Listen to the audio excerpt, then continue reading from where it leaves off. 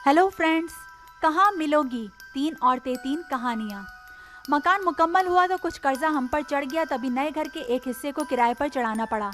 नए किराएदार लुटे पिटे मगर शरीफ लोग थे, क्योंकि इस वक्त नया नया पाकिस्तान बना था और वो मशरक़ी पंजाब से हिजरत करके आए थे। इस कुनबे के सरबराह का नाम लतीफ़ अहमद था। वो कमगो और संजीदा किस्म का इंसान था। किसी से मिलता जुलता ना था। सूरज से परेशानी टपकती थी। लगता था कि किसी बड़ी उलझन का शिकार है। नए किराएदार होने के नाते हम लोगों ने इनके ज़ाती मामलात में मुदाखलत को मुनासिब ख्याल ना किया। महल्लेदारों से भी इसने दुआ सलाम ना रखी। वो हर किसी से कतरा कर निकलता, तभी लोग भी इससे आंखें चुराने लगे। हमारा किरायादार हुए इसको सिर्फ 6 माह गुजरे थे कि एक रोज़ सुबह सुबह इसके घर से रोने की आवाज़ें आने लगीं। हमने मकान इस तरह से बनवाया था कि 2 गेट थे, एक हमारी तरफ और दूसरा किराए की तरफ खुलता था, और दरमियान में सहन के दीवार उठा दी थी। जब दीवार के इधर से दबी दबी सिसकियां सुनाई दी तो मेरे खावन ने जाकर इनका गेट बजाया। पता चला कि लतीफ़ अहमद इस जहान से गुजर गया है। दिली अफसोस हुआ। मैंने इसी वक्त सर पर बुरका डाला और इनके यहाँ चली गई। लतीफ़ की तीनों बेटियां, जिनकी उम्र बिल तरतीब 16, 18 और 20 बरस थी, बुरी तरह रो रही थी और बेवा दुपट्टे में मुंह दिए सिसक रही थी। इनका लड़का 12 बरस का था, जो हवन्नक सा एक कोने में बैठा हुआ था। इस सूरत हाल को देखकर मैं परेशान हो गई। हिम्मत ना पड़ी थी कि मरहूम की बेवा से क्यों कर बात करूं। लड़कियों को गले लगाया और वो फूट फूट कर रोने लगी। इनको बिलखते देखकर जी भर आया। बड़ी लड़की से सवाल किया कि ये अचानक तुम्हारे अब्बा को क्या हुआ, क्या बीमार थे? हिचकियां लेते हुए कहने लगी, नहीं, इनको अपने 2 जवान लड़कों के शहीद हो जाने का दुख था। वो हिजरत के सफ़र में बलवे में मार गए थे। इस गमज़दा ख़ानदान की दास्तान हिजरत बहुत दर्दनाक थी। जब कुछ दिनों बाद लतीफ़ की बेवा से हालात मालूम हुए, मुझे और मेरे मियाँ को इनसे हमदर्दी हो गई और हमने इनका ख्याल रखना शुरू कर दिया, क्योंकि अब हमको एहसास हुआ कि हमसे भी गफलत हुई है। पहले ही लतीफ़ अहमद की परेशानी पूछ ली होती। अगर हम इसकी दिलजोई करते, मुमकिन है कि इसके बाद इनकी खुदकुशी की बुरी खबर सुनने को ना मिलती। अफसोस के ऐसे नामसात हालात में भी कुछ लोग तमाशाई बन जाते हैं और गमज़दा ख़ानदान का गम बांटने के बजाय इनकी परेशानियां बढ़ा देते हैं।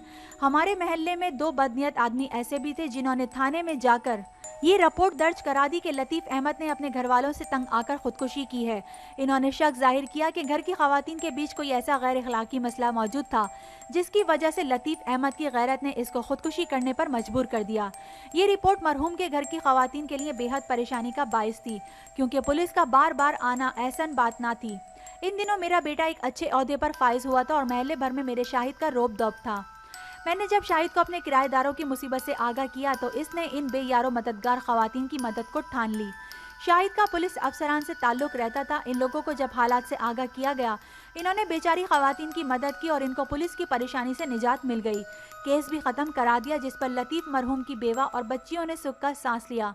हमने इनकी मदद बगैर किसी लालच, सिर्फ इंसानी हमदर्दी की बिना पर की थी, जिसकी वजह से ये लोग हमारे बेहद शुक्रगुजार थे। माँ और बेटियाँ बात बात पर हमें दुआएं देती थीं। एक दिन लतीफ़ की बेवा सुगरा हमारे घर आई और एक नई परेशानी बयान की कि इनको कलीम में एक मकान अलाट हुआ है, जिसको इसका देवर हजम करना चाहता है। इस मामले में भी शाहिद ने मदद की। यूँ इनको और इनकी औलाद को हक मिल गया। इस केस में जो खर्चा आया वो भी हमने ना लिया, ताकि इन गरीबों को रहने का ठिकाना मिल जाए। वो इस कदर मशकूर हुई कि रोज़ ही इनकी बच्चियां हमारे घर आने लगीं और घर के कामकाज में मेरा हाथ बटाने लगीं। इन्हीं दिनों इनकी मंझली बेटी को शाहिद पसंदीदगी की नज़रों से देखने लगा। तभी मैं ज़रा घबराई कि बेटे का रिश्ता इसके चचा की बेटी से तय था। अंदेशा हुआ कि कहीं ऐसा ना हो कि शाहिद अपनी मंगेतर से शादी करने से इनकार कर दे। ये मामला यूँ भी संगीन था। शाहिद के अब्बा अपने भाई से बहुत मोहब्बत करते थे और वो बहरे तौर अपनी भतीजी जायदा ही को बहू बनाना चाहते थे। कुछ दिनों से नोट कर रही थी कि सुगरा की बेटी ज़ेबा शाहिद को देखते ही गुलनार हो जाती है। वो बात करता तो शर्मा जाती है, इधर उधर छुपने लगती है। इसकी इन्हीं अदाओं ने मुझे इन दिनों की जानिब मुतवज्जा किया और ये बात मेरी समझ में आ गई, हो ना हो कुछ होने वाला है। इधर रोज़ रोज़ इन लड़कियों के हमारे घर आने जाने से महल्लेदारों ने हमारे बारे में बातें करना शुरू कर दी। गर्चा वो हमारे अभी तक किराएदार थे, मगर अब तक इनके घर का सरबराह ना रहा था, तो लोगों की बातें बनाना कुछ मायने रखता था। जिस घर की बेटियां जवान हो और सरबराह भी ना रहे, लोगों की इस घराने पर नजरें जमी रहती हैं। सुगरा के देवर तो पहले ही इनके केस में मदद करने की वजह से हमसे दुश्मनी किए बैठे थे। एक रोज वो कुछ करीबी रिश्तेदारों के हमरा सुगरा के घर आए और कहा कि तुम ये किराए का मकान छोड़ दो, क्यों किराया भर रही हो, अपने मकान में चलकर रहो। वो कहने लगी कि हमसे कम किराया लेते हैं, जबकि वो मकान ज्यादा किराए पर चढ़ा हुआ है। 2 मंजिला है तो किराया डबल आता है। हमारा गुजारा इसी किराए से होता है, लिहाजा हम अगर वहाँ जा रहेंगे तो गुजारा कैसे चलेगा। देवर ने कहा कि खर्चा हम उठा लेंगे, तुम लोग बस यहाँ से चलो।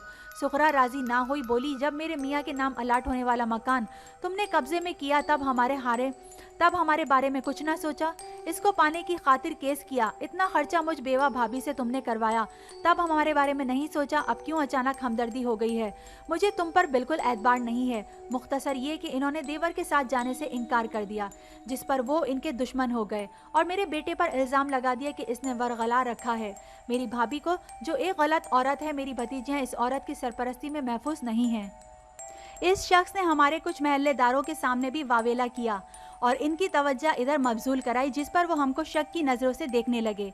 तब सुगरा ने शाहिद से कहा, बेटे अगर तुम मेरी ज़ेबा से निकाह कर लो तो मुझे सुकून मिल जाएगा और आप जैसे अच्छे लोगों से मजबूत रिश्ता भी जुड़ जाएगा, तो लोग मुझको बेआसरा समझकर तंग ना करेंगे। ये भिनक मेरे शौहर के कानों में पड़ी। वो सख्त बरहम हुए। मुझसे कहा कि खातून को समझा दो कि आइंदा वो ऐसी कोई उम्मीद हमसे ना लगाएं, वरना मैं खुदा तरसी ना कर पाऊंगा और फौरन इनसे अपना मकान खाली करवा लूंगा। मैंने शाहिद का रिश्ता अपने भाई की बेटी से तय कर दिया है, ये नाता ना टूटने पाए, वरना बहुत बुरा होगा। मैं तो पहले ही जानती थी कि वो ऐसा ज़रूर करेंगे। अभी तक बात मेरे और शाहिद के दरमियान थी, लिहाजा मैंने सुगरा से अपने मियाँ की बरहमी का कोई जिक्र ना किया। मुबादा इनको दुख पहुँचे। सोचा कि शाहिद तो मेरा बेटा है, इसको बावर किराए देती हूँ कि ऐसा कुछ ना होने पाए, वरना तुम्हारे वालिद हंगामा कर देंगे। वो दिल के मरीज़ हैं, ऐसा ना हो कुछ सदमा ले लें और हमको लेने के देने पड़ जाएं। इधर हमारे यहाँ ये खिचड़ी पक रही थी, इधर सुगरा के देवर ने इनसे लड़ाई ठान रखी थी। वो दोबारा अपने कुछ रिश्तेदारों के साथ आए और भावच पर दबाव डाला कि वो किराए का मकान छोड़कर इनके हमरा चले, ताकि बच्चियों के रिश्ते नातों का सिलसिला शुरू किया जाए और वो वक्त से पहले ब्याही जाएं। इनसे जान छुड़ाने को सुगरा ने कह दिया कि इसने अपनी बच्चियों के रिश्ते नाते तय करना शुरू कर दिए हैं और इनके मालिक मकान इसी वजह से इनकी मदद करते हैं कि वो अपने बेटे के लिए इनकी एक बेटी का रिश्ता ले चुके हैं। ये इनका बयान सरासर गलत था, लेकिन देवर से जान छुड़ाने को इन्होंने ये बात कह दी थी। वो शाहिद से ज़ेबा की मंगनी कर चुकी हैं, लिहाजा इसकी शादी होने तक जहाँ मुकीम है वहीं रहेंगी। वो लोग चले गए और सुगरा एक बार बड़े झगड़े और परेशानी से बच गई। बाद में इसने खुद कुछ को यह अहवाल दिया तो मैं अंगश्त बदिंदार रह गई। इस पर इसने माफ़ी मांगी और कहा कि मैं मजबूर थी, अगर ऐसा ना कहती तो ये मुझे मजबूर करते कि मैं इनके साथ जाऊं। खुदा जाने वहां जाकर ये मकान हासिल करने की खातिर मुझ पर क्या क्या दबाव डालते। अब कुछ अरसे बाद मैं वो मकान बेच दूंगी और हम इसी महल्ले में कोई मकान खरीद लेंगे। मैं बेटे के बड़े हो जाने का इंतज़ार कर रही हूँ, क्योंकि मकान में इसका भी हिस्सा है। इस बात पे मैं इनकी मजबूरी जानकर चुप हो गई कि नेकी की है तो अब निभाना भी होगा, वरना नेकी बर्बाद हो जाएगी। मैंने बेटे से इस बारे में मामले का तस्करा कर दिया ताकि वो भी चौकन्ना रहे, मगर बजाय सुगरा से दिल बुरा करने के, ज़ेबा के लिए इसके दिल में मोहब्बत उतरने लगी और इसने मोहब्बत से अपनी दिली तमन्ना का इजहार कर दिया। वालिद को इस अमर पर राजी करना मुहाल था। इन दिनों मैं बेहद परेशान थी। एक दिन बेटे की खुशी और दूसरी तरफ शौहर की रजा व मर्जी, जो दिल के मरीज भी थे, मैं अजब कशमकश में थी। एक रोज़ इसी परेशानी में बैठी थी कि हमारे महल्ले की एक खातून जुबैदा मेरे पास आई। वो कभी कभार आ जाती थी। जुबैदा ने जो मुझे परेशान और उदास देखा तो परेशानी का सबब पूछा और कुछ इस तरह दिलजोई की कि मैंने इसको उलझन से आगाह कर दिया और कहा कि बताओ अब मैं कैसे इस भंवर से निकलूं। वो कहने लगी कि तुम क्यों परेशान होती हो बहन, ये मुझ पर छोड़ दो, मैं कुछ तदबीर सोचूंगी, इंशाअल्लाह तुम फिर से इस भंवर से निकल आओगी।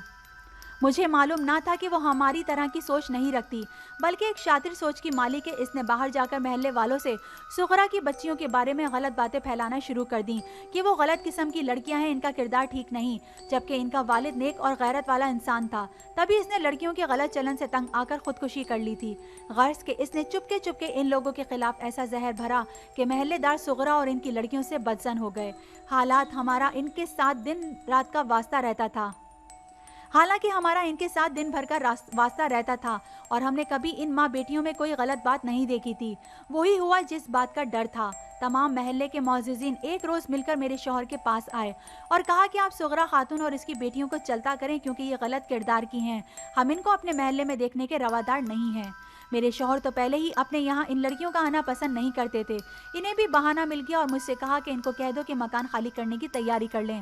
میں ان کو 1 ماہ کی مہلت دیے دیتا ہوں تاکہ یہ اپنے کرایہ داروں سے گھر خالی کرا لیں. اور والد کے اس فیصلے پر شاہد بہت پریشان ہوا. کہنے لگا ماں یہ ابا نے اچانک کیا حکم صادر کر دیا ہے. نیکی میں پہل بھی انہوں نے کی اور جلد بازی میں بھی ملیا میٹ خود کر رہے ہیں. اب اگر میں کہوں گا کہ میں ہر حال میں زیبا کو اپناؤں گا اور ان کی بھتیجی سے شادی نہیں کرنا چاہتا تو کیا ہوگا پھر؟ صدمے سے ان کا ہارٹ فیل ہو جائے گا. خدا نخواستہ. میں نے کہا ہرگز ایسا لفظ بھی منہ سے مت نکالنا شاہد جس سے ان کی دل آزاری ہو. ابھی یہ معاملہ بیچ میں تھا کہ شاہد کے تبادلے کے آرڈر آ گئے اور وہ لاہور سے کوئٹہ چلا گیا. اس کے جانے کے بعد 1 ماہ کے اندر اندر سغرا سے میرے شوہر نے مکان خالی کرا لیا اور وہ دل گرفتہ ہمارے محلے سے چلی گئیں.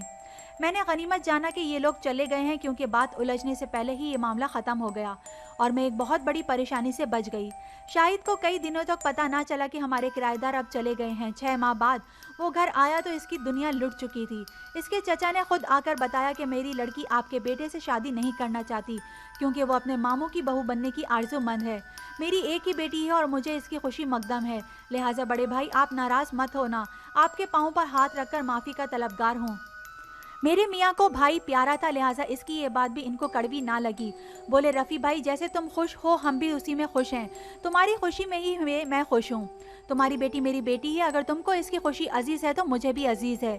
یہ قصہ تو یوں تمام ہوا لیکن بیوہ سغرا کو گھر سے نکال کر ہم نے ستم کیا کہ دیور نے اس کو بعد میں بہت ستایا کیونکہ اس نے ہمارا آسرا لے کر اس سے مکان کا قبضہ چھڑایا تھا اور میرے بیٹے کے اثر رسوخ کی وجہ سے بھابھی کو تنگ کرنے کی اس شخص کی مجال نہ تھی. لیکن جو ہی اس کو علم ہوا کہ اب ہمارا آسرا نہیں رہا ہے اس نے سغرا کا جینا حرام کر دیا. اس کی بڑی بیٹی کی شادی زبردستی ایک ایسے عمر رسیدہ شخص سے کر دی جس نے اس کو بہت مالی فائدہ پہنچایا تھا. دوسرے معنوں میں اس کو بیچ ڈالا. زیبا نے اپنے چچا کی مرضی سے شادی کرنے سے انکار کیا تو اس کو بہت برا بھلا کہتا. مجبور ہو کر اس کو بھی چچا کے آگے ہتھیار ڈالنا پڑ گئے. جس شخص سے اس کی شادی ہوئی وہ نکما آدمی تھا. اس نے زیبا کو نوکری کرنے پر مجبور کر دیا اور اس کی تنخواہ سے وہ اپنے اخراجات پورے کرتا تھا. تیسری لڑکی کو البتہ اپنی بہو بنا لیا کیونکہ یہ بچی بہت خوبصورت تھی. یوں بھتیجے کو بھی گھر رکھ لیا مگر سغرا کو نکال دیا. وہ کچھ دن زیبا کے پاس رہی لیکن جب زیبا کے خاوند کی بدسلوکی بہت بڑھی تو یہ دونوں دارالامان چلی گئیں.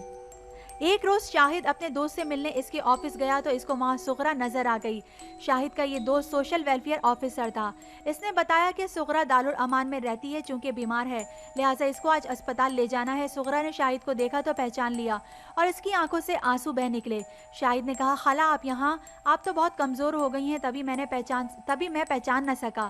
بہرحال جب میرا بیٹا گھر آیا تو بہت افسردہ تھا. کہنے لگا امی آپ لوگوں کو کیا ملا؟ ایک بیوہ عورت کو آسرا دیا تھا اور پھر بھری دنیا میں بے آسرا کر کے دھکا دے دیا. میں زیبا سے تو نہ مل سکا مگر اتفاق سے سغرا خالہ سے ملاقات ہو گئی. شاید خدا کو ملانا منظور تھا. ان کی تو بہت ہی بری حالت تھی. ان کو کینسر ہو گیا ہے. آپ سوچئے کہ ان کے بعد زیبا بیچاری کا کیا بنے گا. آپ ایک بار ضرور ان سے مل لیجئے. مجھے بھی بہت دکھ ہوا یہ سب سن کر. میں نے بیٹے سے کہا کہ آپ ملاقات کا انتظام کروا دو میں مل لوں گی. انہی دنوں میرے میاں کی طبیعت ایسی بگڑی کہ پھر سنبھل نہ سکی اور وہ خالقی کے حقیقی سے جا ملے. کچھ دن ہم ان کے سوگ میں رہے اور میں عدت میں تھی کہ ایک دن شاہد نے بتایا کہ سغرا خالہ وفات پا گئی ہیں کیونکہ وہ مرض کے آخری سٹیج میں تھیں. اور زیبا بے اختیار میرے منہ سے نکلا. اس کو اس کا بھائی دارالامان لے گیا تھا. اس کے بعد نہیں معلوم کہ اس کا کیا بنا. شوہر کے پاس گئی یا بھائی کے پاس کیونکہ اس کے بھائی کی اب نوکری ہو گئی تھی اور اس نے اپنے چچا سے علیحدہ کرائے کا مکان لے لیا تھا. تبھی وہ ماں کو لینے آیا تھا. ماں تو اس کو نہ مل سکی مگر بہن مل گئی. زیبا نے بھائی کے ساتھ جانے کی خواہش کا اظہار کیا تو دارالامان کے بااختیار آفیسر نے اس کو اپنے بھائی کے ہمراہ جانے کی اجازت دے دی. سچ تو یہ ہے کہ میں محلے والوں کے سبب زیبا سے ملنے سے بھی نہ گئی اور معلوم نہ کیا کہ کس حال میں ہے. شاہد کی شادی اس واقعے کے 2 سال بعد اس کی خالہ کی بیٹی سے ہو گئی. میری بہو بہت اچھی ہے. وہ شاہد اور میرا بہت خیال رکھتی ہے. بظاہر تو میرا بیٹا خوش ہے لیکن وہ اب بھی زیبا کے لیے اداس رہتا ہے اور اکیلے میں مجھ سے کہتا ہے ماں آپ نے بھی میرا ساتھ نہ دیا. اگر ابا جان کو سمجھا لیتی تو آج میرے دل پر وہ گھاؤ نہ لگتا جو مجھے ابھی تک کبھی کبھی بہت تکلیف دیتا ہے. میں کہتی ہوں بیٹا یہ سب نصیب کی بات ہے. وہ پرانا زمانہ تھا سو میں کچھ نہ کر سکی. آج زمانہ بدل گیا ہے. آج عورتیں اپنے حق کے لیے بول پڑتی ہیں مگر ہمارے زمانے میں مجال نہ تھی کہ ہم شوہر باپ یا بھائی کے سامنے بول پاتے. میں مجبور تھی بیٹا مجھے معاف کر دو. बेटे ने तो मुझे माफ़ कर दिया, मगर सोचती हूँ कि ज़ेबा ने भी क्या हमको माफ़ कर दिया होगा या नहीं। इस वाक़ये को बरसों बीत गए हैं। अब भी कहती हूँ ज़ेबा कहाँ मिलोगी कि मरने से कब्ल तुमसे माफ़ी मांग लूँ। उम्मीद है आपको ये स्टोरी पसंद आई होगी। Thank you.